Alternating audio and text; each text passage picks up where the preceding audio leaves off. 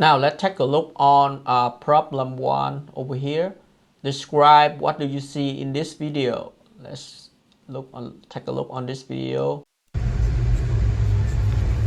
All right, we're following some breaking news this morning out of New Orleans. Our station there is reporting that a Hard Rock Let me play this one more time.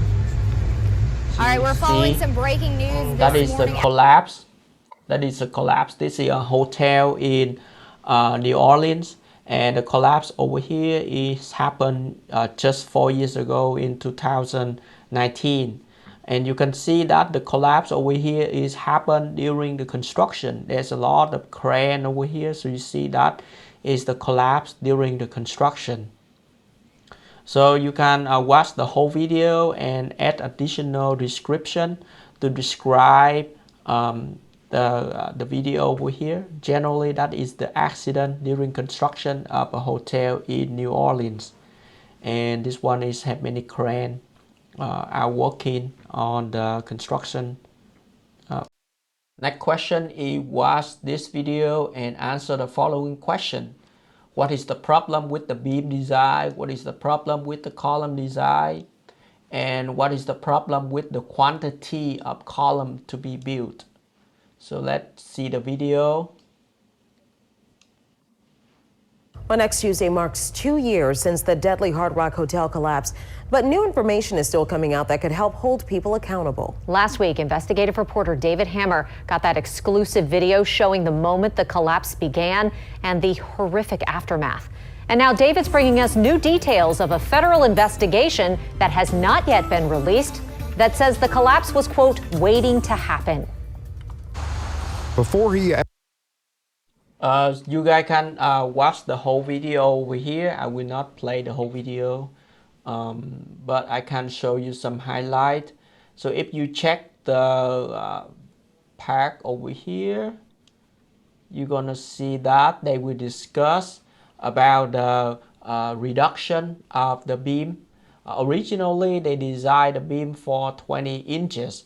However, because they want to have more space in the hotel, that's why they reduced the beam to only 10 inches. And if they reduce the beam size, which means that the capacity of the beam will be reduced. So that means that you need to have something to make up for that reduction. One of the recommendation they suggest is to add more column, so they can reduce the span. Or in other words, over here, if you watch the video on the worksheet B, we learn about that the load on the beam is highly depend on two things. First thing is the combined load. The combined load is depend on the live load, the dead load. That is something we cannot change. However, the other thing we can change is the tributary width. The tributary width. So to reduce the tributary width, we need to reduce basically is the span of the beam. So which means we need to add more column. However, they didn't add column, and at the end, this one is the structure design is compromised. That's why the hotel is collapsed. You can watch this one. By making the steel beams that support the floors thinner, much thinner. So one of the things they did was use shallower beams, which they went from 21 inches deep down to 10 inches deep. The idea was this: thinner beams supporting the floor above would allow for higher ceilings below. 21-inch thick beams would let the builders hang the ceiling here, but 10-inch thick beams would give them an extra 11 inches of headroom. But thinner beams... So you see that they discussed the reduction of 21 to only 10 inches beam. So almost like more than 50% of the size is reduced, is cut. Beams also have a major downside. We asked 2 independent structural engineers to review the internal construction documents we obtained from civil lawsuits. Both said the thinner beams likely had a major impact on the strength of the building. California-based engineer Michael Bradbury called our findings a potential smoking gun for investigators looking into possible criminal negligence. This is potentially a significant discovery, am I right? very significant discovery. This document shows the builder's plan to offset the impact of thinner beams. So originally, they say that we need to use a specific amount of column. You can watch the video. I forgot they mentioned around like 24 column or something. And then because the size of the beam is reduced, so they say that column will be added. Column will be added over here to make up for the reduction of the beam depth. However, they didn't do that. By adding more steel was following in October 2019 when the building collapsed, and only one extra column was added to the 16th and 17th floors along Rampart Street. That gave them 12. So you see that they say only one column is added. However, what they need is that they need to add more columns along that edge.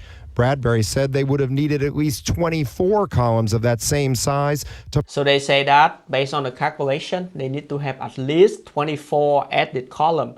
However, they just only add one column. And also the size of the column is compromised as well. If you check the video over here, they will mention that. Around here. Were W6 by 20s, 6 inches wide with a weight of 20 pounds per foot, while the 11 columns in the original plans were all W10 by 49s, 10 inches wide and 49 pounds per foot. Think of it like this. If you take a board and you place it on some PVC pipe, the pipe will hold just fine. But if you take something smaller and flimsier like a straw and place the board on top, the straw collapses. Now, So the answer for the two questions over here is that the size of the beam is compromised. They reduce from 21 inches to 10 inches beam.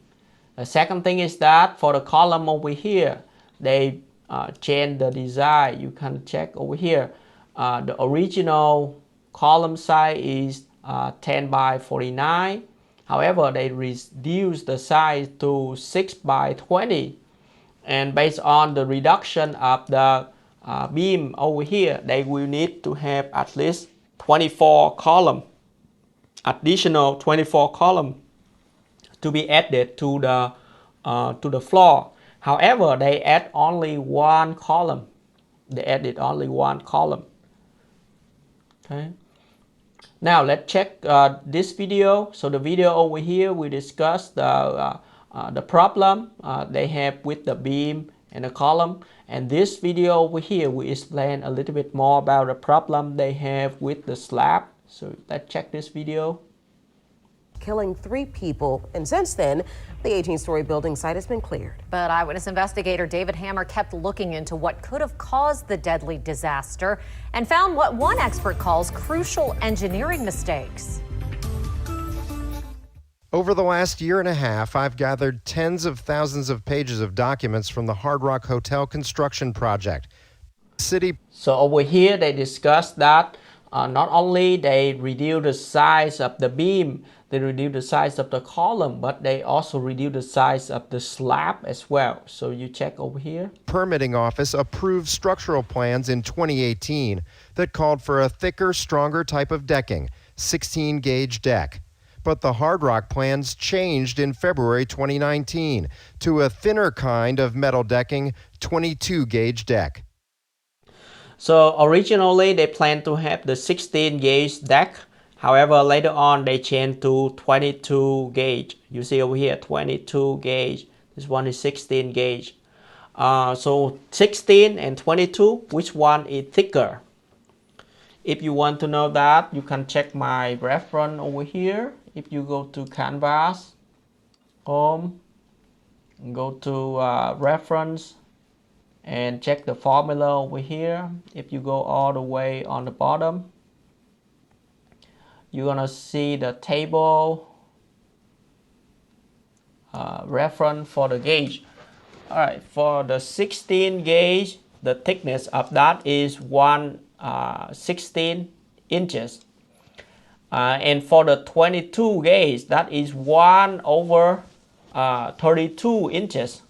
So you see that the 22 gauge is only 50% the thickness of the 16 gauge. So you see that they reduce almost like 50% of the thickness.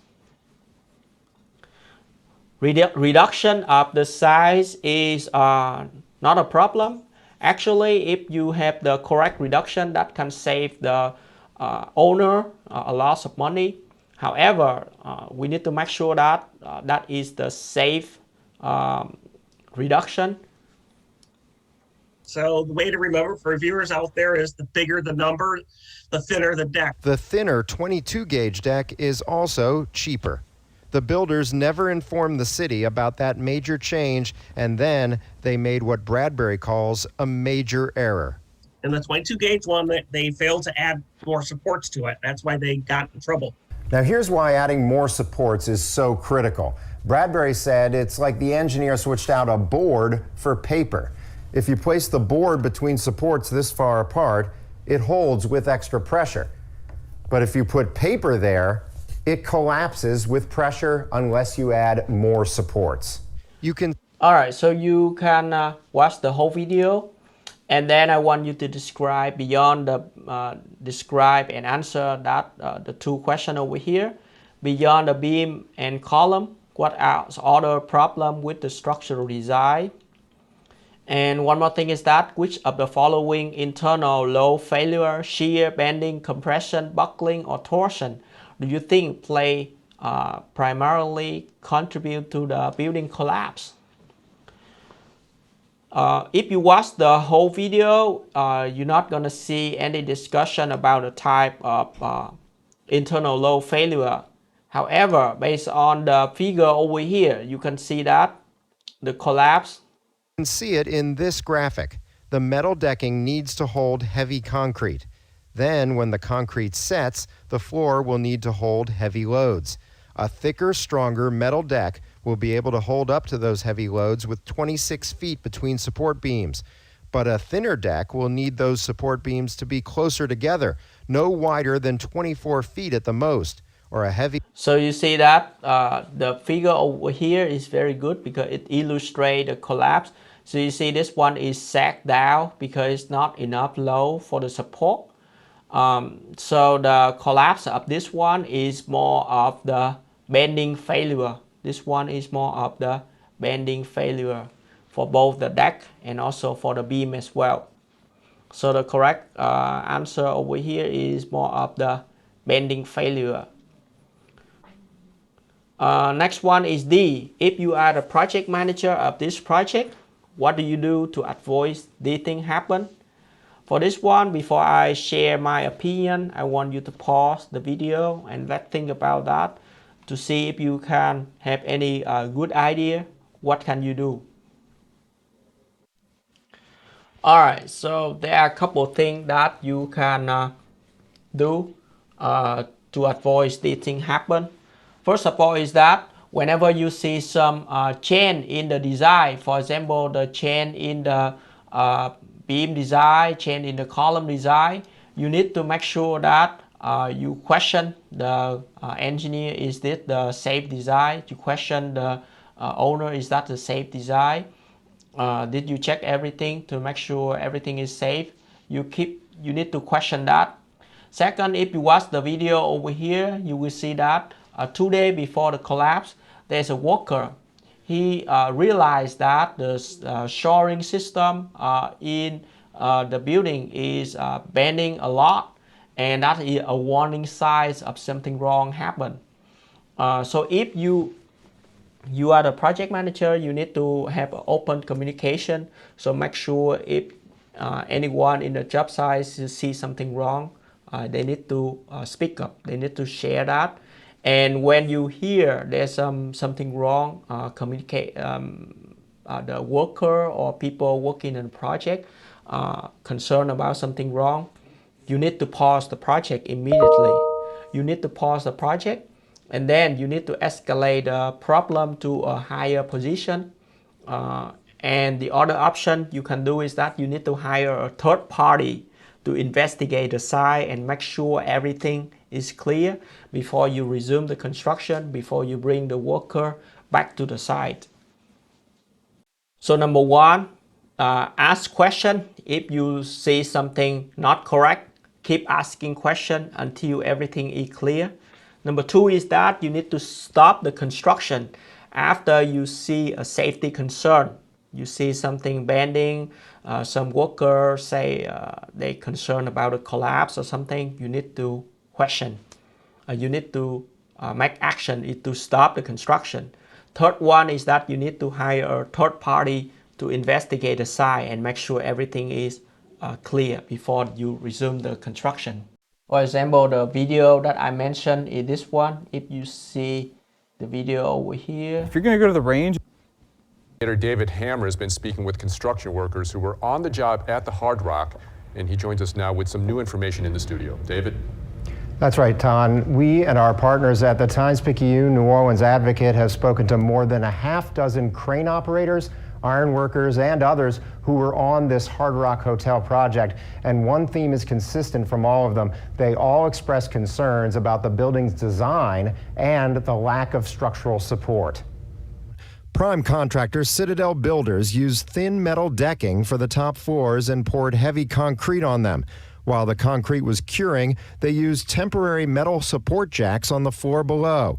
One Spanish-speaking worker shared a video he made last week with local contractor Randy Gaspard, who posted it on Facebook. In the video, the worker criticizes the architects and engineers for the lack of support beams and shows one support jack that appears to be giving way. Mira esto, mira papu, míralo cómo está allá. Ya no lo pudieron quitar porque está muy pando, tiene mucho. So you see that they say this couldn't remove it. They couldn't remove it and it has too much pressure. So this is a warning sign